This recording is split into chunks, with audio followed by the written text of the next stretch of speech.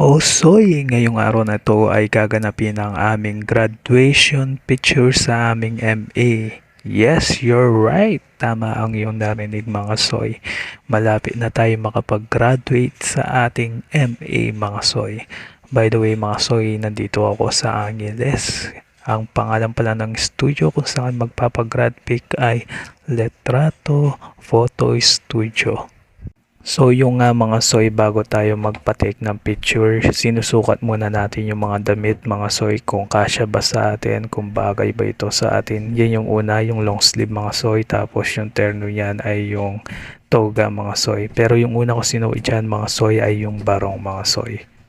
Makwento ko lang pala mga soy na hindi naman talaga education ang aking natapos nung ako'y nag-aaral ng college. Ang kursong aking kinuha ay Bachelor of Science in Information Technology. Kaso lang pagkatapos ko nag-aral, nagdesisyon ako na subukan naman yung pagtuturo. Kaya nag-apply ako sa isang pribadong paaralan para magturo mga soy. At tinanggap naman nila ako.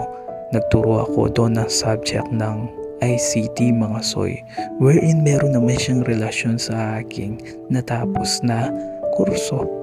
Pagkatapos ng mga soy, nagdesisyon ako na mag-take ng educational units para naman makapag-take ng LET mga soy. At yung nga mga soy, sa awa ng Diyos nakapasa naman ako ng LET mga soy. So masasabi ko na naisa na akong licensed teacher.